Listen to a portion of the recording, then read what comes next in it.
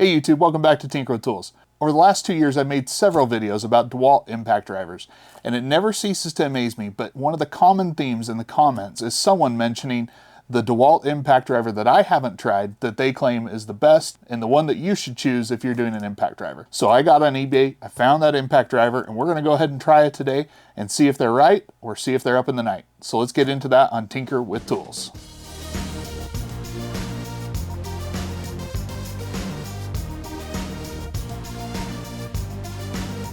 So over the last few years, I've made several different Dewalt impact drivers testing out the new DCF 850, the DCF 840 when everyone started talking about what a sleeper it was, and then even the new XR DCF 845.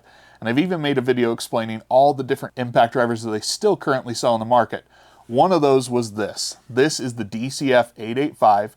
And the way I like to think about this driver is this was the impact driver that was the top in the market before they unveiled the XR branding and came out with the DCF 887. Now, in that video where I explained the lineup, I encourage people to look to more modern impact drivers simply because of the power gains that can typically be had when you move to a brushless motor and the efficiency you can get out of the batteries by doing it. But regardless of which video I made about Dewalt impacts, I would get comments about how this is the one that people were sticking by and how they loved this impact driver, and it was, quote, the one that got away or the one that they shouldn't have gotten rid of because of how good it was. So I finally wanted to go ahead and bring it to the channel and see if all the hype that I'm seeing in the comments is worth it. Now today we're not going to do blazing performance testing. I'm not going to see if this can drive 8-inch lags necessarily, because most of the things that the people comment on are the ergonomics and the controller precision that they're able to achieve with this. Now, I do have a theory of why people like this impact driver so much, and I'll share it towards the end of the video.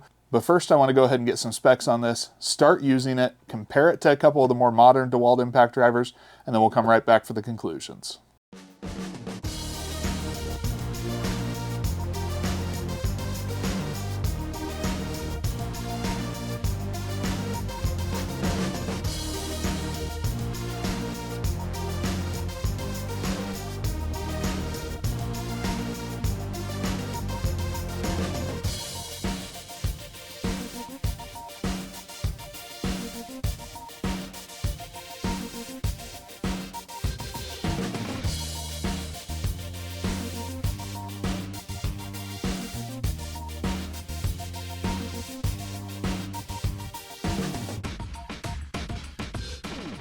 So if you go to buy this tool new today, you're either going to find it sold with a 1.3 amp hour single battery, two 1.3 amp hour batteries, a 2 amp hour battery, or one of the old school 3 amp hour batteries. We're going to skip the 1.3 amp hours today because frankly, I just don't really like that battery all that much. I really don't recommend people run it, and then we're going to move up to some more modern batteries. One thing I do want to see is, does this get a performance benefit from moving up to, say, the 1.7 amp hour power stack?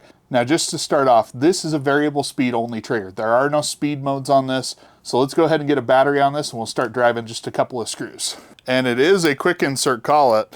Overall, the collet seems pretty nice, or the touch and feel of it.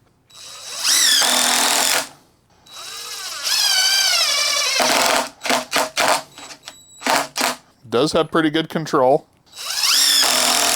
The trigger response is actually pretty awesome, but overall I would say the control is what I've come to expect from Dewalt impacts, or I should say more than likely the Dewalt impacts have been derived from this, their predecessor. What I want to do now is I just want to run through 3 fasteners. We're going to run through the 3 fasteners with the 885 on the 2 amp hour battery, and then I want to move up to the smaller power stack and then the larger power stack. And then we'll set a baseline with probably the 845 since it is the newest and I guess you could say the most relevant at this point. That's the impact driver we're going to benchmark this one against.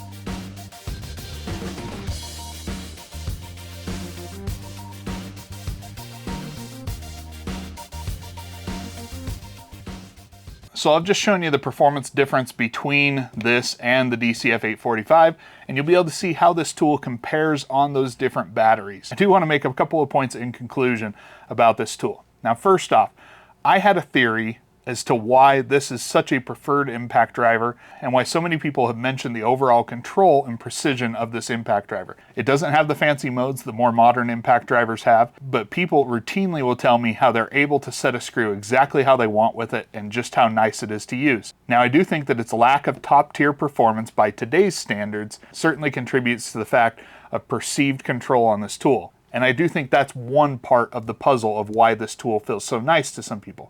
The second piece is going to be familiarity.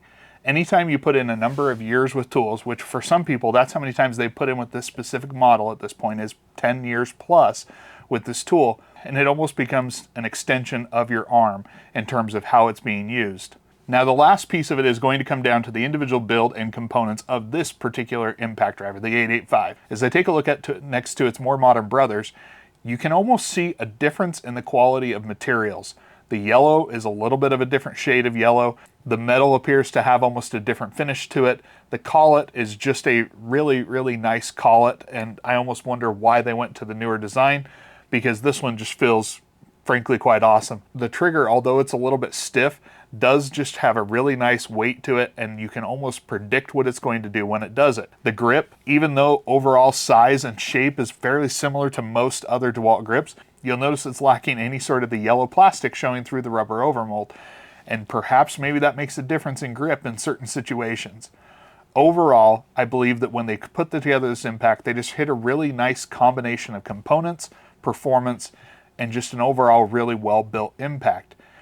Combining that with those first two factors that I discussed, and what you end up with is a tool that has stood the test of time, and one that even today people still prefer, even though they have all these different options for a more performance-focused impact driver in today's day and age. Now, I want to be clear about something. Just because a tool is old does not mean it is not worth keeping in your shop or using on a daily occurrence. Some people just want to have a nice tool to use, and I think that's the category this falls in. There is no reason to get rid of a tool that does the work you need to do and still feels good to you, because guess what? It's still a quality impact driver. So I guess you could say my opinion of this tool in 2023 has changed a little bit. If I were starting out, I still don't think that I would go with this impact driver over one of the more modern ones, because I do like the speed, performance, and some of the features of those tools. But I can't fault someone for liking this tool, and I can certainly understand why Dewalt still sells it to this day. It just seems like a nice impact driver to use, and I'm glad I gave it a try. If there's an older model of tool from another brand or even from Dewalt that you have that you just absolutely love and you feel that the rest of the world still needs to be hearing about it, go ahead and hit me up in the comments below and let me know what tool that is, or let me know what tool from your past you wish you still had today. I'm always interested to know what tools have stood the test of time in people's minds and which ones maybe I should check out and see if there's actually something there. If you like the video, go ahead and hit that like button. And if you haven't already, please consider subscribing. I appreciate the support as always, and until next time, I'll catch you on Tinker with Tools.